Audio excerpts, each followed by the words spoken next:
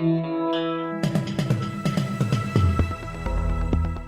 listening to the Batuta Advocates Weekly News Wrap on Desert Rock FM 96.5. Welcome back to the Batuta Advocate Radio Show. You're joining all three of us, Wendell Hussey, the newsreader, myself, Clancy Overall, editor of the Batuta Advocate, and editor-at-large, Errol Parker.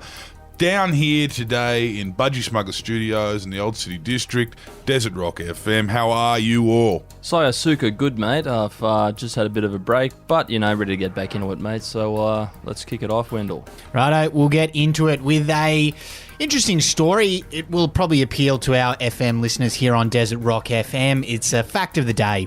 Did you know most countries don't celebrate the day they were invaded by colonial superpowers? Ah, yes, Wendell. This one was written by you Millennial snowflake. But yeah, apparently other countries around the world do not celebrate the day that they were invaded by colonial superpowers. Yes, in places like Mexico, Argentina, Fiji, and 100 other so countries that were colonised and then went on to gain some form of independence.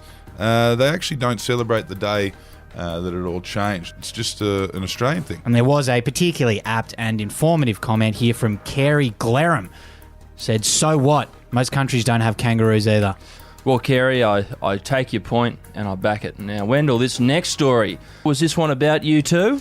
Yeah, it was going after people like me on Twitter. It was Inner City Lefty Sleeps Easy, knowing her tweets about cheese have resolved Indigenous inequality. Yes, local Newtown-based digital campaigner Desiderata Atkinson, 35 years old, can finally move on this week. She has eventually pressured a multinational dairy company into making a symbolic gesture towards a community of people that more than likely pay 4 times as much for their products due to regional and socio-economic supermarket price gouging. And after a big push for the name change, Desiderata said, I'm pretty exhausted, to be honest. That took up a lot of emotional labour. We got there in the end, but I had to cop a lot of flack from racists. Well, good on you. We'll get the violins going because you are a martyr, Desiderata. Righto, we'll move on to another bloke who had quite a different take on the issue. The headline on that story reads, bloke who claims everyone is too soft nowadays hasn't slept for 3 nights over that cheese rebrand. Yes, that's right. One of our town's biggest defenders of personal freedoms has blown a fuse this week over the idea that a multinational dairy company might want to change their name.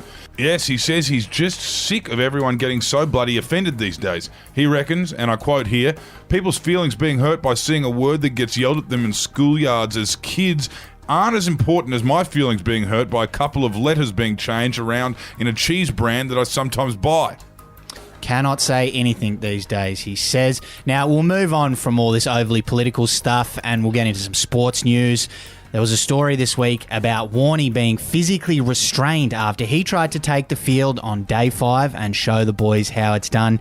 You wrote this one, Errol. What happened? I did, mate. Well, if you were watching the coverage like I was, you had to sit through Shane Warne telling every man, woman and child in the country that he knew how to get these Indian batsmen out and the team just wasn't following his plans. So Warnie, fed up, he stormed out of the commentary box, ran downstairs and tried to storm the field. Well, if we know anything, and the fact is that he probably could have fucking gotten them out. So, he could have, mate, easy. I don't know who's in the wrong here. Was it the security guards that stopped him from going out there, or was it the blokes out there that couldn't win? I don't think it was Warnie that was in the wrong. Yeah, I'd say that this is just another example of Shane Warne being in the right and everyone else being in the wrong. Right side of history always is. All right, there's some other sports news here, and it's about a Victorian woman stuck in Sydney told to either wait it out or get really fucking good at tennis. Yes, Dictator Dan said to our reporter this week, those who are found to be world-class tennis players, they will be allowed in. No questions asked. Maybe some light quarantine, but that's about it. But if you are shithouse at tennis, you need to just park your ass and wait for me to allow you to come home naturally. And if you're really, really good at tennis, you might get an exclusive suite or even a private house with a tennis court to quarantine in. And of course, that is only allowed if you take to Twitter after heaven and earth has been moved to get you there and complain about the situation. Our mate Novax. And I think we'll wrap up the weekly bulletin on that note. Thanks for tuning in, and we'll talk to you again next week after hopefully another big week in news. See you then. Hooroo.